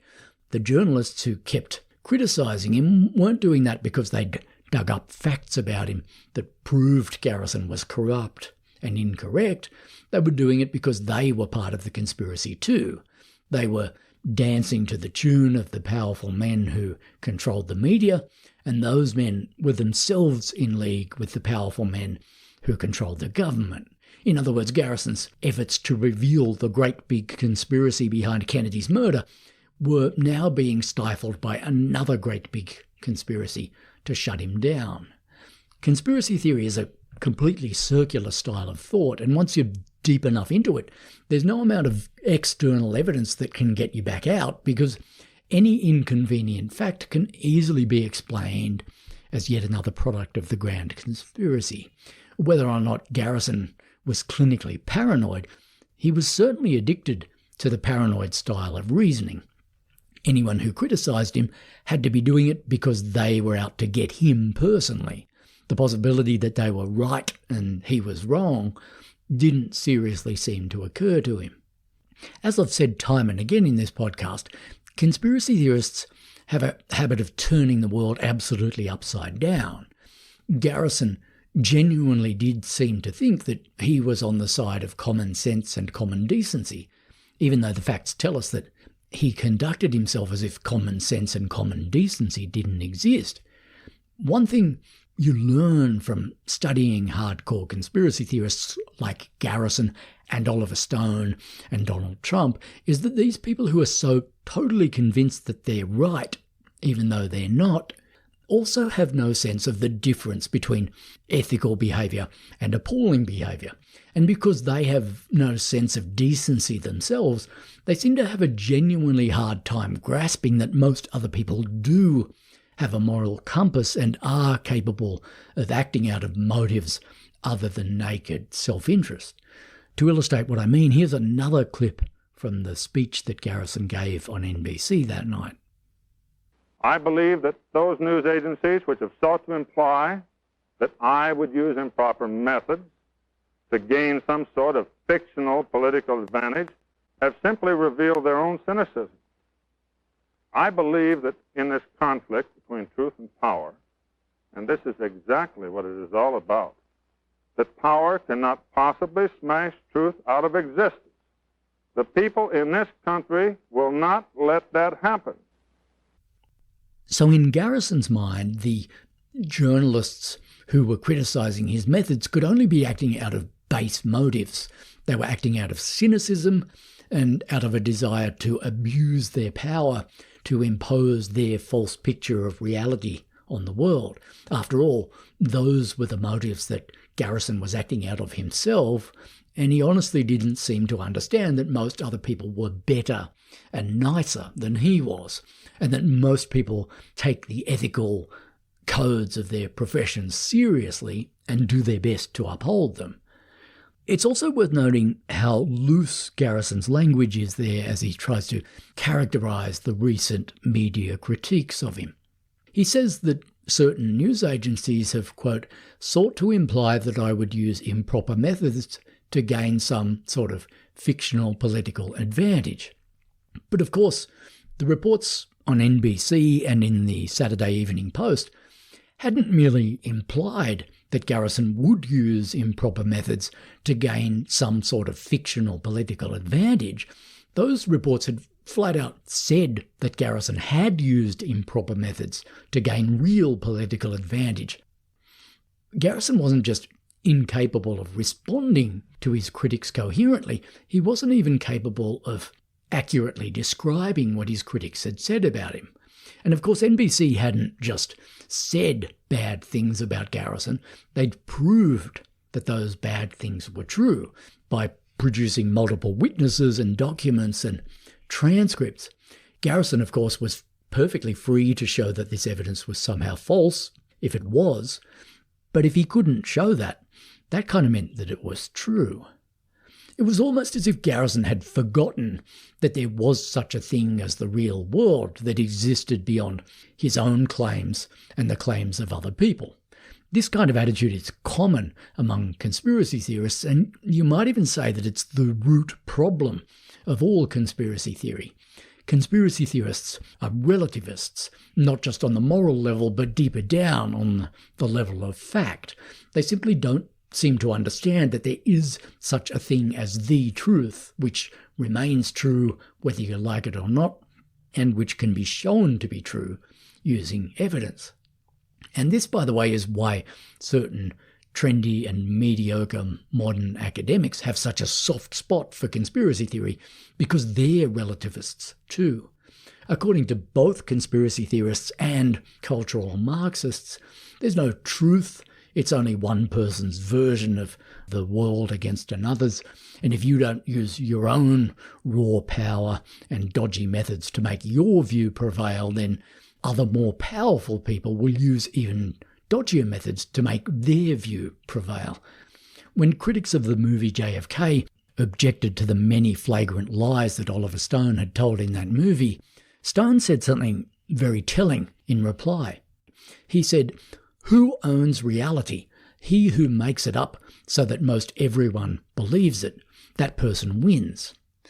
Jim Garrison himself said something uncannily similar to that at the time of the Shaw trial. He said, "There is no truth, there is only what the jury decides." Whether Garrison literally believed that is hard to know, but what we can say for sure is he certainly behaved as if he believed it. I've always tried to make it clear in this podcast that there's a big difference between conspiracy theory on the one hand and sanely investigating the possibility of conspiracy on the other hand. In other words, I've tried to make it clear that it's completely legitimate to wonder if there was a conspiracy behind JFK's murder. Real conspiracies do happen in the real world, and it's totally fair to consider the possibility that a conspiracy occurred in this case, as long as you consider it using rational methods. In fact, I myself suggested in episodes 11 and 12 of the podcast that the evidence surrounding the Odio incident does raise a very distinct possibility that Oswald was involved in some kind of small-scale conspiracy with at least 2 mysterious Cuban agents. So why doesn't that make me as much of a conspiracy theorist as Jim Garrison? What's the difference between us? I'd say that the difference is crystal clear. The difference between rational inquiry and conspiracy theory is that conspiracy theory isn't rational. Rational inquiry aims to work out the truth, whatever the truth happens to be, whereas conspiracy theory always sets out to prove that a conspiracy happened, whether a conspiracy happened or not. That isn't real inquiry, it's pseudo-inquiry, and it's the very definition of what Jim Garrison did in New Orleans. Garrison's investigation was not an attempt to uncover the truth, it was an attempt to prove that a conspiracy occurred, by hook or by crook, with the emphasis increasingly on crook. Because conspiracy theory is an inherently rotten form of inquiry, the people who use it do very often end up behaving in rotten ways. Garrison's investigation was a textbook illustration of that point. He was determined to prove that a conspiracy had occurred, and because a conspiracy hadn't occurred, his investigation swiftly became an exercise in denying and dodging the truth rather than seeking the truth. It became an exercise in rewarding people who told lies and punishing people who told the truth. Just look at the way Jim Garrison treated Dean Andrews. Before Andrews decided to tell the world the truth, he'd told one big lie. He said that a man named Clay Bertrand had hired him to represent Oswald. Jim Garrison liked that lie, and he wanted it to be true. In fact, he wanted Andrews to amplify the lie and say that Clay Bertrand was Clay Shaw. As long as there was some slim chance that Andrews might do that, Garrison treated him very well. He wined him and dined him and told him that he was an important, overlooked witness. "We'll ride to glory together," Garrison said to him. But when it became clear that Andrews wasn't going to lie for him, Garrison paradoxically threatened to charge him with perjury. That's how things worked in Garrison's upside-down world. If you didn't agree to lie, Garrison would threaten to charge you with perjury. In fact, Garrison didn't just threaten to charge Andrews with perjury, he did charge him with perjury. When Andrews refused to appear as a witness at Clay Shaw's preliminary hearing, Garrison called him in front of the Orleans Parish Grand Jury 2 days later and put him under oath and challenged him to admit that Shaw was Bertrand. When Andrews refused to do that, Garrison immediately charged him with 5 counts of perjury, and the grand jury indicted him on all 5 counts. When people slammed Garrison for charging Andrews with perjury, he justified the move by saying, "It was obvious that Dean was protecting Shaw. Personally, I like Dean, but I have to show him that I mean business." Andrews himself was a bit more realistic about what Garrison had done to him and why he'd done it. Andrews said, "The Jolly Green Giant seeks out and destroys or cripples his enemies. If you think a district attorney's subpoena isn't raw power, and if you think a district attorney's ability to present a matter to a grand jury isn't raw power, then you just don't know what goes on." Now that Dean Andrews had those perjury indictments hanging over his head, he had a serious choice to make. He could agree to lie and say that Clay Shaw was Clay Bertrand, and that way Garrison wouldn't go ahead and prosecute him with perjury. But if he kept refusing to lie, then Garrison would prosecute him. And if Andrews was found guilty of perjury, he wouldn't just be finished as a lawyer, he might be facing some serious jail time. As Patricia Lambert put it in her book False Witness, The comic figure was faced with a tragic choice: throw Clay Shaw to the wolves or be devoured himself. Dean Andrews ended up making the right choice because, unlike Jim Garrison, he did have a few principles and he did have a basic respect for the truth. In June, Andrews went on that NBC show and he said, "I wouldn't know Clay Shaw if I fell over him on the street dead." A week after that, Andrews fronted up to the grand jury room and he spoke to the reporters waiting outside, and he told them that Clay Bertrand was simply a fake name which he'd made up to protect a friend of his, a bar owner named Eugene Davis. Andrews then went into the grand jury room and repeated that statement under oath. He told the grand jury that he'd tried to tell Garrison time and time again that Bertrand was not Shaw, and Garrison had simply refused to accept it. "Clay Shaw is not Clay Bertrand," Andrews told the grand jury. "Indict me if you want to." Unfortunately, that is exactly what happened next. Garrison promptly charged Andrews with several further counts of perjury, and once again the grand jury indicted him on all counts. Andrews was tried for perjury a little over a month later. Just before his trial began, Andrews held a press conference and he let go of the last remaining shred of the Clay Bertrand story that he'd still been clinging to. He told the press that nobody ever had really rung him up and asked him to represent Lee Harvey Oswald. The phone call to his hospital room had simply never happened, and the man Andrews had called Clay Bertrand had, quote, never existed. If Andrews had known that this little lie of his was going to cause so much trouble, he said, he would have invented a totally different name for the phantom phone caller. He would have called him Leroy Bertrand instead of Clay Bertrand. "Clay Shaw ain't Clay Bertrand," Andrews said. Amen.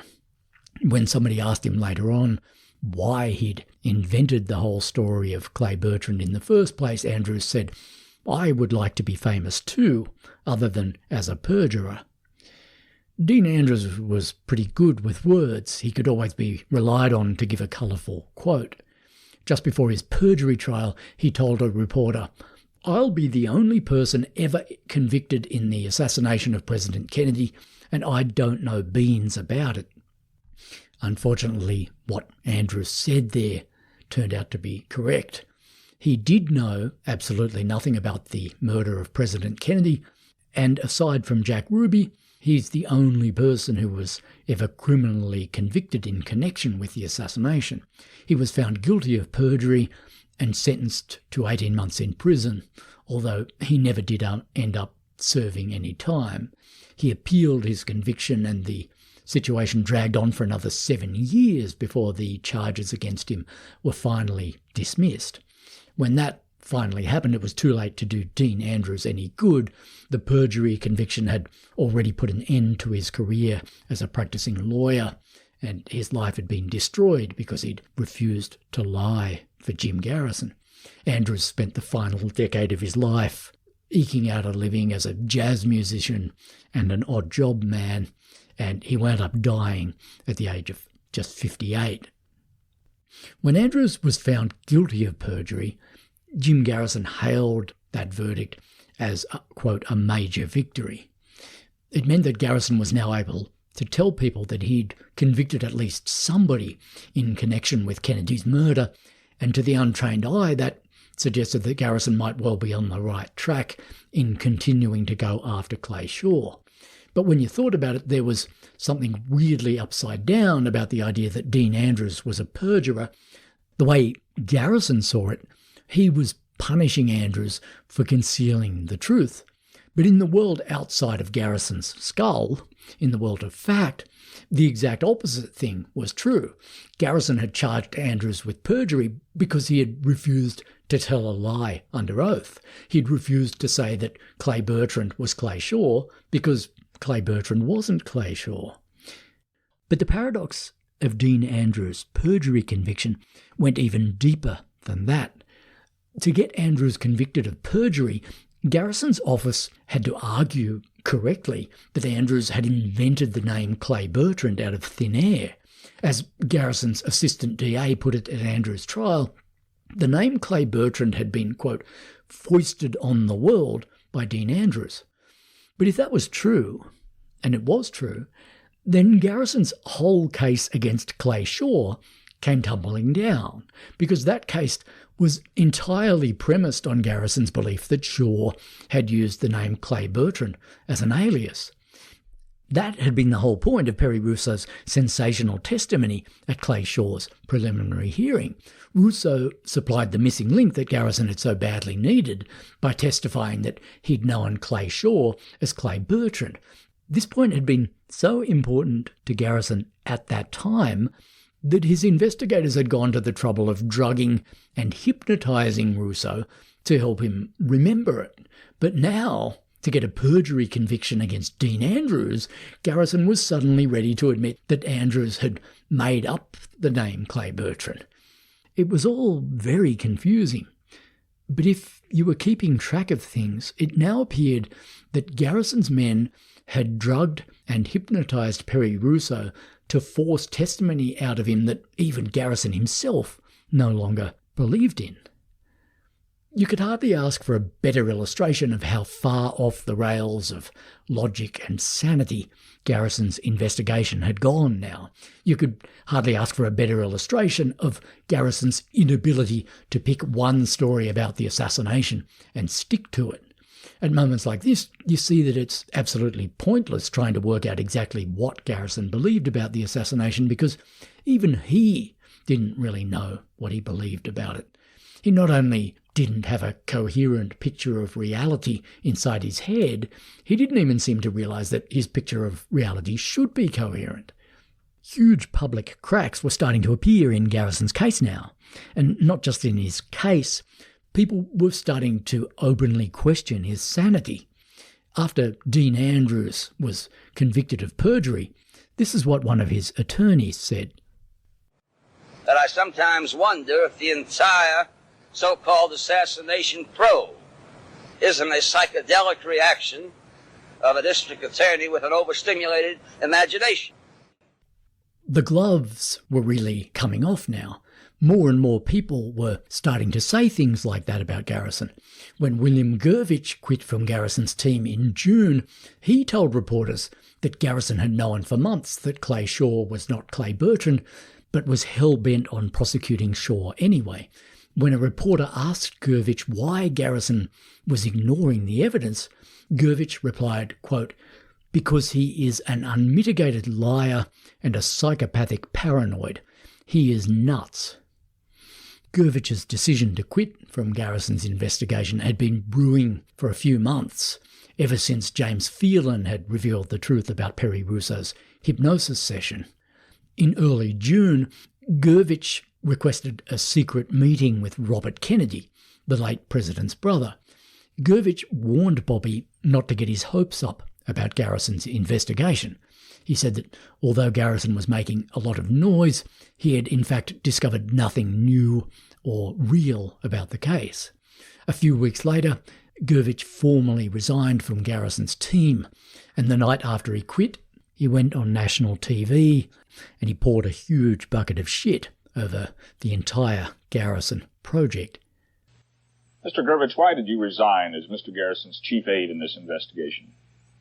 I was very dissatisfied with the way the investigation was being conducted, and I saw no reason for the investigation and decided that if the job of an investigator is to find the truth, then I was to find it. I found it, and this led to my resignation. Well, what then is the truth? The truth, as I see it, is that Mr. Shaw should never have been arrested. Why did you decide to see Senator Robert Kennedy? And I went to Senator Kennedy to tell him we could shed no light on the death of his brother, and not to be hoping for such. After I told him that, he appeared to be rather disgusted to think that someone was exploiting his brother's death by bringing it up over and over again and doing what has been done in this investigation. There's been talk of allegations of wrongdoing, of coercion, of possible bribery on the part of investigators or certain investigators for the district attorney. To your knowledge, are these allegations true? Unquestionably, things have happened in the district attorney's office that definitely warrants an investigation by the parish grand jury as well as a federal grand jury. Would you say these methods were illegal? I would say very illegal and unethical. Do you believe Mr. Garrison had knowledge of these activities? Yeah, of course he did. He ordered it. He ordered it? He ordered it. Yes, sir. Why did he feel it was necessary to order such activities? That I cannot explain. I am not a psychiatrist. It was June the 27th when William Gurvitch went on TV and said that Clay Shaw had been arrested less than 4 months earlier on March the 1st. In the space of just 4 months, Garrison had copped so much bad press and bad publicity that it's almost impossible to keep tabs on all the crimes and misdemeanours that he was accused of. There'd been major takedowns of him in the Saturday Evening Post and on NBC TV. There had been similar exposés of him in places like Newsweek and the New York Times and on CBS TV, which I just don't have time to talk about in this podcast. Garrison's investigation was just 4 months old, and already it was a kind of rolling clusterfuck. And the farce wasn't even close to being over yet. The trial of Clay Shaw wouldn't begin until January 1969. There was still another 18 months worth of this stuff to go. But the story of the next 18 months of Garrison's investigation wasn't quite the same as the story that I've been telling so far. The nature of Garrison's investigation was about to change. Around the middle of 1967, Garrison pretty much stopped building his case against Clay Shaw. He still intended to prosecute him, mind you, but what happened in mid-1967 was that Garrison started to raise his sights and expand his sense of how vast the conspiracy behind Kennedy's murder had been. He busily started trying to identify all the other people and agencies besides Shaw who might well have been involved in the conspiracy. That said, the trial of Clay Shaw was still going to happen. Legally speaking, Shaw was still the only defendant in the case. He was the man whose life had already been half destroyed by Garrison, and he was the man who was going to be in the dock when the trial began, and if he was found guilty, he was the man who was going to be going to prison. But Garrison was fast losing interest in Shaw per se. He increasingly saw him as nothing more than a means to an end, as a way of giving himself a public platform to talk about the immense multi-agency conspiracy that he now believed it was his job to expose. As Edward Epstein put it in his book Counterplot, Garrison's investigation in New Orleans had 3 distinct phases. In the first phase, Garrison had focused on David Ferry and had desperately tried to build a case against him. In the second phase, he'd focused on Clay Shaw and he'd desperately tried to build a case against him. Then came the third and final phase of Garrison's inquiry, which, to quote Epstein, had no specific objective.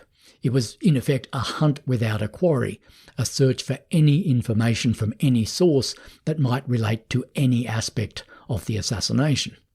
When Garrison's inquiry entered this murky and nebulous third phase, New Orleans became a kind of mecca for the nation's conspiracy theorists. To quote Epstein again, they were attracted to Garrison like the children of Hamelin to the Pied Piper. And at the head of the conga line of conspiracy theorists who came down to New Orleans to attach themselves to Garrison's crusade was this man. Mr. Lane, in view of the latest developments, especially in New Orleans, I wonder if you could tell us what you think about this new investigation started by Mr. Garrison. I think it may very well be the most significant event in terms of an investigation since the assassination took place. That, of course, is our old friend Mark Lane, the fantastically unscrupulous godfather of Kennedy conspiracy theory. Lane wasted no time attaching himself to Jim Garrison's circus. He arrived in New Orleans within a week of the case going public, before Clay Shaw was even charged. For an assassination grifter like Lane, Garrison's inquiry was an exciting development, because as a district attorney, Garrison had legal powers that mere writers like Lane had previously only been able to dream of. The rest of us have been able to raise questions about the situation. We could do a little more than raise these questions, but Mr. Garrison, of course, can make arrests and can compel testimony and can cause a trial to take place, and evidently he was planning to do this. Garrison had the power to subpoena witnesses and indict people, and, as Lane put it there, to cause a trial to take place. With powers like that, Garrison could take the fever dreams of the Kennedy conspiracy community to the next level. He couldn't exactly make those dreams come true. Nobody on Earth had the power to do that. But Garrison did have the power to shove the deluded fictions of people like Mark Lane down the throat of New Orleans and the world. And naturally, Lane was keen to get down there himself and get his own rightful piece of the action. In his own words, Lane became Garrison's unpaid chief researcher in New Orleans. Garrison told his staff that Lane was going to be writing the official history of the case, and that he should therefore be given free access to all of Garrison's case files. As we heard in the previous episode, when Lane first arrived in New Orleans, one of Garrison's researchers fairly sheepishly showed him the file that they'd put together on David Ferry. The file was embarrassingly skimpy, and Garrison's researcher was worried that if anybody from outside the office ever clapped eyes on it, they would instantly realise that there was no case against Ferry. But Lane had some immortal words of conspiratorial wisdom to offer him. He said, if anybody ever sees that file, just tell them that the real evidence against Ferry is stashed somewhere else in a special secret file. Mark Lane was just the first of many prominent conspiracy theorists who came down to New Orleans to attach themselves to Garrison's investigation. At one time or another, almost all of the nation's leading conspiratorial authors came down to see if they could lend Garrison a hand. Among the people who offered him their help were Edward Epstein himself, the author of Inquest, Sylvia Meagher, the author of Accessories After the Fact, Harold Weisberg, the author of Whitewash, Richard Popkin, the author of The Second Oswald, and David Lifton, the future author of a book called Best Evidence. William Gurvitch said later that, quote, Garrison's true investigative staff when I was with him were not the police officers, but the authors of the books that are critical of the Warren Report. Another one of Garrison's aides said, quote, the trouble with these third-rate students is that the only way they can make a strong impression on Garrison is by coming up with flamboyant nonsense, thus hoping to be hired as someone with original ideas. They therefore represent a serious threat to the sanity of the investigation. End quote. Garrison's aide was right to worry about the sanity of the investigation, but I think he was out of line to suggest that people like Mark Lane and Harold Weisberg were third-rate students of the case. They may have been dead wrong about the case, but they certainly knew far more about the details of it than Jim Garrison ever would. It was also unfair to blame the insanity of Garrison's investigation on the writers who flocked down to New Orleans to help him. Garrison was more than capable of being insane all by himself, and to their credit, most of the conspiratorial writers who offered to help Garrison did fairly quickly realise that he had a screw loose, and that he was going to be very bad news for their cause. With the conspicuous exception of Mark Lane, nearly all of the prominent conspiracy theorists who made the trip to New Orleans wound up washing their hands of Garrison's project fairly quickly, and some of those disillusioned conspiracists did their best to warn the general public in real time that Garrison was off his rocker. That's how crazy things were getting in New Orleans. Even the conspiracy theorists couldn't stomach what Garrison was doing. They could believe almost anything about the case but they drew the line at believing Jim Garrison. When William Gurvitch called Garrison an unmitigated liar and a psychopath in June 1967, Garrison was just getting warmed up. The really psychopathic stuff was still to come. And we'll be talking about that stuff next time on The Ghosts of Dallas. How do you think you can help Garrison, or how do you plan to help him? Well, I've been at this now for more than 3 years. I've made many trips to Dallas, 9 trips now. We've had a squad of independent volunteer investigators who've gone to Dallas, more than 25 now, for the last more than 3 years. We've compiled a massive information. Some of it led to dead ends so far as our investigation is concerned, because we could not go any further to witness with you, speak with us. Make all of this information, everything I have, everything I know about this case, available to Mr. Garrison. He seems to be interested in the matter, and I hope it will give some use to him.